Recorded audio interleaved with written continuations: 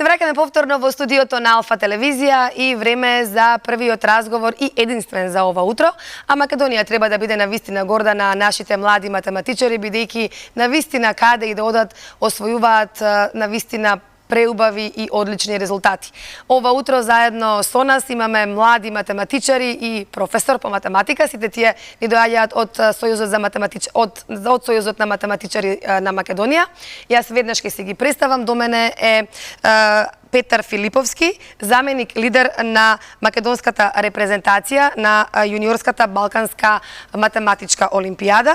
Веднаш до професорот е Андрија Младеновиќ, кој што освои бронзен медал на оваа олимпијада, и веднаш до Андрија е Ивано Божиновски, кој што се закити со сребрен медал. Меѓутоа, тоа не е се.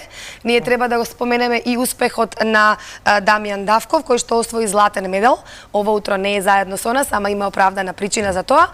Меѓутоа, тој не само што освои златен медал, туку и ги имаше максималните поени на оваа олимпијада. Така? Добро утро. Честитки прво, честитки до сите вас. Добро ви утро и добро ни дојдовте во утринската програма. Благодариме за честитките.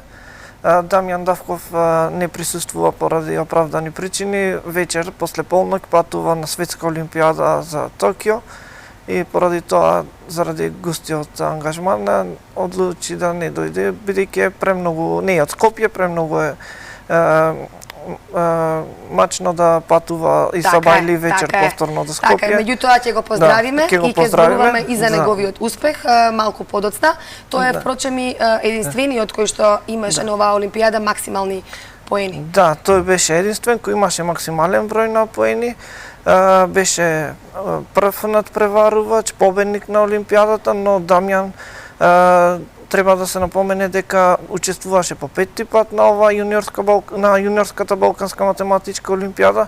Тој е единствен во 27 годишната историја кој 5 пати учествувал и единствен кој има 5 медали, 2 сребрени и 3 златни медали, од кои последните 2, годинешниот и ланскиот, ги освои со максимален број на поени. Сето тоа го прави најуспешен надпреварувач во историјата на ЈБМО. Браво. Браво. Голем успех ова и за вас, дечки. Како ви се вашите впечатоци, да кажеме дека ова јуниорска Балканска математичка олимпијада се одржа на 27 јуни во Тирана? Професоре, професор сте сепак по математика, така? И какви се вашите впечатоци од тамо? Сепак навистина носите и големо искуство и не е, значи ова е голем успех и сребрена и бронзана медала. Да, успехот е голем, посебно бидејќи имаме златен медал со максимум број на поени. Цела сала му аплаудираше на Дамјан кога му е доделена наградата. Ќе видиме, ние имаме подготвено инсерти, еве додека си разговараме, јас ќе ја замолам режијата ако може да си ги да проследиме, имаме и фотографии донесено подготвено и инсерти токму од тој аплауз, нели, кој што го зборувавме. Шести бевме екипно во официјална конкуренција, бидејќи на Балканската олимпијада учествуваат ученици од локално Балканот, но има и гостински земји. Од 18 вкупно бевме 9, а од 10 официјални бевме на 6-то место. Надпреварот се одржуваше само еден ден? Да, надпреварот беше само во недела, мислам. Да, во недела беше. Ние пристигнавме таму во петок, а заминавме во средата. Значи, време трајањето на решавањето на надпреварот колку беше? Колку имавте време? Еве нека кажат и Андрија и Ивано. 4,5 часа. Добро, колку задачи имавте? Имавме 4,5 часа за да решиме 4 задачи. Од секоја тема на математиката, комбинаторика, теорија на број, алгебра и геометрија. И како беше, тешки беа задачите? Па, да. Колку време се подготвувавте за овој надпревар? Односно за оваа олимпијада? Па, еве, релативно долго време, затоа што јас во текот на целата година се подготвував за овој надпревар, специјално секоја од темите посебно, нели се спремав за секоја од темите посебно. И меѓутоа јас на надпревари нели одам уште од 4-то оделение и ова на некој начин се подготвував за тоа веќе последниве 6 години. Значи си имаш искуство, така? Да. Не ви е нешто ново. Андрија исто така. Да. Ке зборуваме малку подоцна за вашите надпревари. Вие не само по математика, туку учествувате и на надпревари по останатите предмети. Да кажеме дека завршивте 9-то оделение. Вие ќе ми помогнете дека кажете во кое училиште завршивте и каде се запишавте? Јас завршив во 11 октомври и планираме да се запишеме двајцата у математичко-информатичка гимназија тука во Скопје. У иста клупа да седиме, да се Вие сте од дружиме. исто училиште? Не. Не, јас сум од Ѓорѓија Пулевски. Меѓутоа, да, и двајцата се запишавме во математичко-информатичката гимназија. Сметаме дека таму, нели, најдобро ќе можеме да го продолжиме нашето образование и во сферата на математиката, меѓутоа и во останатите науки. Ке зборуваме малку подоцна за тоа од каде кај вас љубовта кон математиката и колку време е потребно да се вежба барем дневно за да си постои оној континуитет. Сега ќе го вклучиме и професорот да ни кажете, бидејќи вие сте исто така доаѓате од Сојузот на математичари на Македонија. Од кога постои Сојузот на математичари на Македонија и која е целта и кои се активностите? Сојузот на математичари на Македонија, или скратено СММ, постои од средината на минатиот век. Целите се да ја подобрува математиката во Македонија, да организира надпревари, школи, кампови, да ја популаризира математиката преку издавање на научни учебници, стручни литератури. Имаме две списанија, едно за основно, едно за средно. За основно се вика Нумерус, за средно е Сигма. Имаме и научно списание, математички билтен. Издаваме стручна литература за надпревари поврзана с таква... Организирате надпревари Да, организирам. за основни и за средни училишта. Каков е интересот за овие надпревари? Има ли се пријавуваат ли учениците за математика? Имаме ли ние млади математичари? Да, основно образование надпреварите започнуваат во 4-то одделение, од 4-то до 9-то. Последнава година имаше околу 4000 ученици на Од основно? Да. Браво. Зборуваме за цела Македонија или само за Скопје? Не, за цела Македонија. Тоа се ученици кои одат на општински надпревар. После тоа бројката беше некаде околу 2500 или 3000 на регионалниот. И после тоа од регионален продолжуваат на државен само учениците од 6, 7, 8 и 9, а на македонската, односно јуниорската македонска математичка олимпијада само учениците од 7, 8 и 9 одделение. Додека кај средно, за жал, бројката е... Тука има малку помало интерес, да, така? Некаде околу 350 до 400 ученици. Зошто е тоа така? Не знам, дали учениците... Дали веќе губат желба да се додат на надпревари или некако како да им се намалува така тој ентузијазам, еве јас имам исто основно образование некако со надпревари поголем интересот за надпревари, кога ќе преминат во средно, преминуваат во различни училишта, се дружат со нови ученици и некако се намалува интересот, не се навикнати можеби на наставниците кои претходно биле. Еден дел одат, продолжуваат, но онаа маса која одела од 70-80% се намалена бројката. Така. Андрија и Ивано, сега вас да ве прашам, колку покрај тоа што учествувавте на оваа олимпијада, вие имате учествувано и на надпревари, кажавте веќе од 4-то одделение, така? Да. По математика, меѓутоа не е само математика, кој друг предмет е во сферата на вашето интересирање? Јас сум моментално во тимот за програмирање на Европска јуниорска олимпијада и на Балканска јуниорска олимпијада. А исто така, бидејќи нема јуниорска физичка олимпијада, јас ќе одам наредна година на Балканска физичка и тие ми се трите главни предмети математика, физика и програмирање. Во две од нив, у физика и програмирање сум државен првак, најдобар од 9 оделенците. У математиката сум втор, поради Ивана. Тоа е пред мене. Навистина ми е многу мило и многу ми е кејф што одвојуваме време, еве вака да представуваме млади и надежни деца кои што навистина сте светлина за оваа наша земја. Ивано? Па, иако нели јас имам најдолго искуство надпреварувајќи се во сферата на математиката, јас уште од 4-то одделението се надпреварувам и по природни науки. секако во седмо одделение кога повеќе нели немавме природни науки како предмет, се поделија предметите на биологија, физика и хемија. Јас на сите три надпревари учествувам. На државни надпревари имаме од сите три предмети прва награда. И сега се надевам дека ќе се пласирам во тимот за меѓународната олимпијада по природни науки, за која што и вчера имавме селекционен надпревар и најверојатно вториот ќе биде во август или во септември. Што ве мотивира да се пријавувате на овие надпревари? Според мене, првата мотивација ми беше дека, еве, во физиката, математиката, програмирањето ќе напишеш нешто и после со тоа што си го напишал можеш да направиш школа, например. Можеш да направиш нешто така интересно и тоа е она првото нака детското кое што ме натера да одам на овие надпревари. Ама после кога ќе стигнеш до одреден левел, после малце поише бодрението да бидеш бољи од другиот.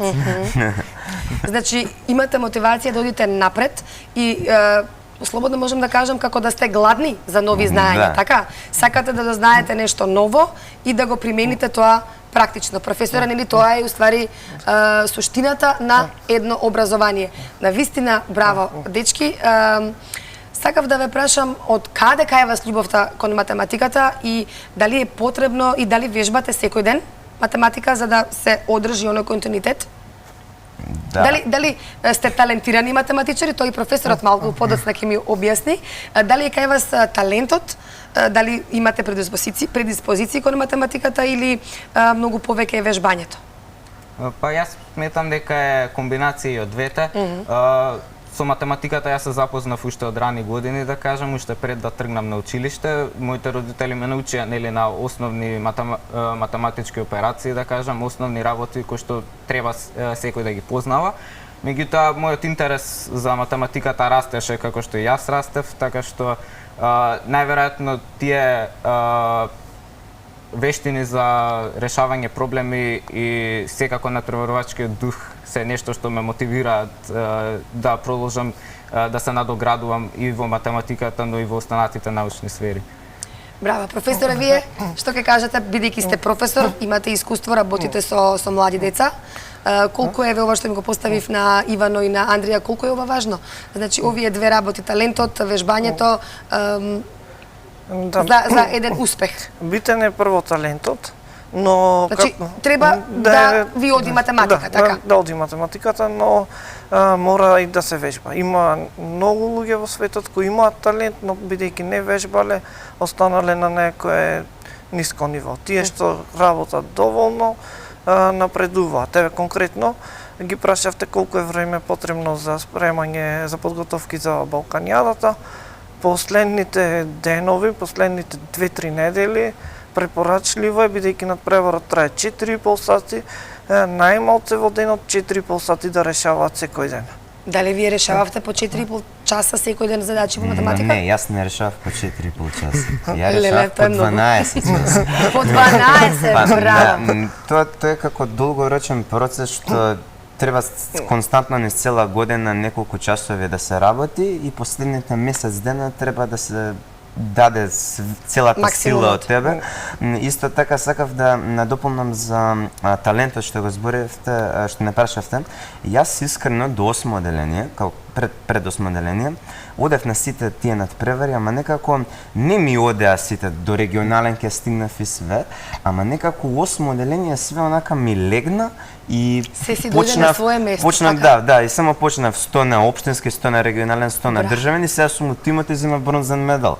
Поинтата е само никој што мисли дека не може да не прекине. Дека еве на мене тоа ми се случи у 8 одделение, на некој ќе му се случи у прва средно, на некој ќе му се случи у 4 одделение. Ама на секој ќе му се случи тој моментот кога све ќе му легне на право место и само ќе пукне од знаење. Па тогаш вие дали се подготвувате за тестови во училиште или нема тука многу потреба? Тие ви се лесни задачи, така? Не може, да се мислам, не ти е јасно. Да се нашалам малку. Многу сте ми паметни и многу ми е убаво вака да водам, како да водам со возрастни луѓе разговор, нели професор, а не со деца кои што сега до прв ќе бидат прва година средно училиште.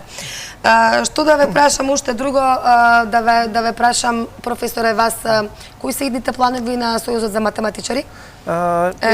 Летото сега е летниот период. Што понатаму од септември, и пред да ми одговорите на ова, само едно кусо прашање ве до сите, сега баш ми дојде на памет.